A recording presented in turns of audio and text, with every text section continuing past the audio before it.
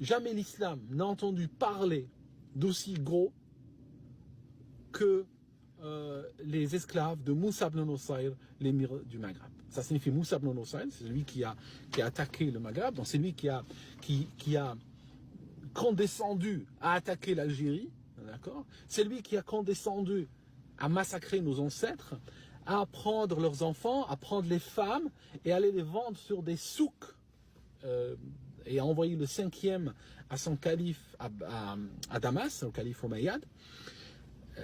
Et donc nous sommes tellement fiers de lui qu'aujourd'hui nous donnons des noms de rues et des noms d'écoles pour ce nom-là, des noms pour ce gars, pour ce fils de Ibn Nusayr, ok? Voilà, ça c'est le nationalisme arabe, si vous voulez. En un seul paragraphe, un bout de paragraphe, 200 000 têtes d'esclaves, dont 100 000 têtes de berbères. Quand on m'a enseigné à l'école, en Algérie, on m'a enseigné que c'est une bonne chose. Je vous donne juste quelques exemples pour vous simplifier et je vous explique un peu comment ça s'est passé. Je vous donne un exemple d'un livre qui s'appelle Al-Bidaya wa Nihaya, Al-Bidaya wa Nihaya de Ibn Kathir. Ibn Kathir, c'est un chroniqueur, un historien sunnite de premier ordre, super important, super respecté. Ibn Kathir, tu le trouves dans toutes les mosquées, les librairies, les universités, tout ça. C'est un classique, je vais dire. Là, je prends le volume 12, c'est une grosse chronique, puisque 20 tomes, c'est énorme comme encyclopédie. Et en fait, ça se lit comme ça. Ça signifie, il va te dire, et telle année est arrivée. Il va dire, le prophète des musulmans est mort en 632. Donc il va te dire, lui, par exemple, et l'année 700 est arrivée. Et il va t'expliquer pour chaque année ce qui est arrivé. Un tel est mort, un tel est né, les musulmans ont envahi tel pays, etc. Et puis il va te décrire un peu les événements de cette année-là. Alors je vais te donner un exemple. L'an 715, et nous sommes à la page 269 du volume 12. Je vous lis en arabe et je vous explique, je vous traduis en français comme d'hab. إنه بعث ابنه مروان على جيش فأصاب من السبي 100,000 رأس. Il a envoyé son fils Marwan à la tête d'une armée et il a pu obtenir 100 000 têtes d'esclaves. Il comptait les esclaves en têtes, 100 000 têtes d'esclaves. وبعث ابن أخيه في جيش. Et il a envoyé le fils de son frère, son neveu, comme on dit en français, mais en arabe il n'y a pas le mot neveu, donc ça se dit le fils de son frère, donc je traduis mot à mot, à la tête d'une armée. فأصاب 100,000 رأس أيضا. Et il a touché 100 000 têtes d'esclaves minal berber, parmi les berbères. Il a touché 100 000 têtes de berbères. Les berbères, c'est nos ancêtres, nous, algériens, d'accord? C'est nos ancêtres. L'Algérie, enfin, le Maghreb, l'Afrique du Nord, cette région-là, était habitée par des peuples qui se divisaient en beaucoup de tribus, mais qu'on appelait globalement les berbères. Donc, ici, Ibn Kathir nous dit très clairement, donc ça c'est pas un livre islamophobe ou autre, c'est un livre tout à fait correspond à l'école normative, on va dire, de l'islam sunnite, et il parle de lui-même, donc c'est l'islam qui parle de lui-même, et voilà.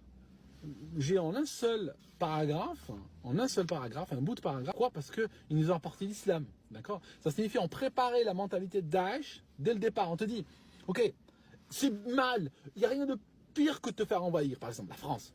La France nous a envahis, nous a colonisés, on va pleurnicher jusqu'à la fin du temps. Par contre, quand ceux-là nous envahissent, et ils sont très fiers d'avoir traité nos grands-parents, les avoir traités en tête d'esclaves, c'est une bonne chose. Pourquoi? Parce qu'ils nous ont ramené l'islam. Okay? Donc ce qu'on reproche à la France, ce n'est pas le colonialisme. Ce qu'on reproche à la France, c'est de nous avoir sortis de sous les babouches du califat. Parce que nous vivions sous le califat ottoman, et la France nous en a sortis. Ça, c'est le vrai reproche qu'on reproche à la France, pas le colonialisme. Parce que si nous reprochions à la France le colonialisme, nous aurions encore beaucoup plus de raisons de reprocher aux Arabes ce qu'ils ont fait chez nous. Alors, regardez, à l'époque, ça a tellement choqué 200 000 têtes d'esclaves que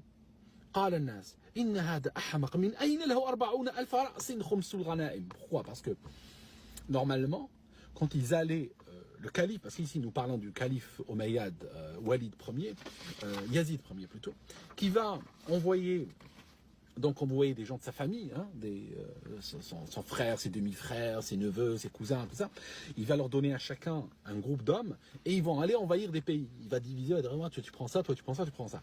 La seule condition, c'est que ils doivent lui envoyer le 5e du butin. D'accord? Quand ils arrivent sur une place. Et ils touchent des têtes d'esclaves, comme ils disent, et ils touchent des biens. D'accord? Ils doivent renvoyer à l'arrière, au calife, 20%. 20% c'est sa part.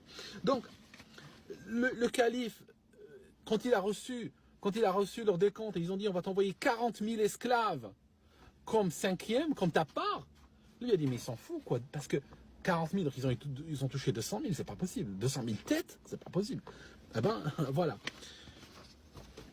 Et il continue.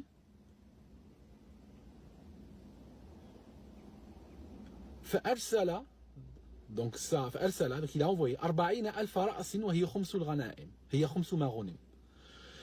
Donc il dit, ils lui ont envoyé 40 000 têtes d'esclaves et c'était le 5e de ce qui a été pris en butin. Et après il continue. ولم يسمع في الإسلام بمثل سبايا موسى بن نصير أمير المغرب.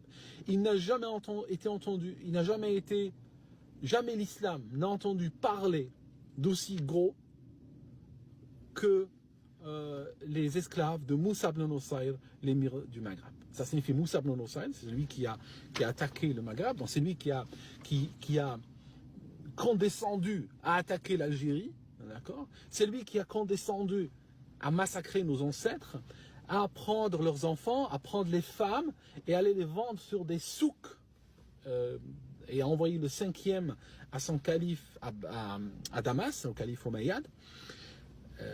Et donc nous sommes tellement fiers de lui qu'aujourd'hui nous donnons des noms de rues et des noms d'écoles hein, pour ce nom-là, des noms pour ce gars, hein, pour ce fils de Ibn Nusayr, hein, ok? Voilà, ça c'est le nationalisme arabe, hein, si vous voulez. Alors,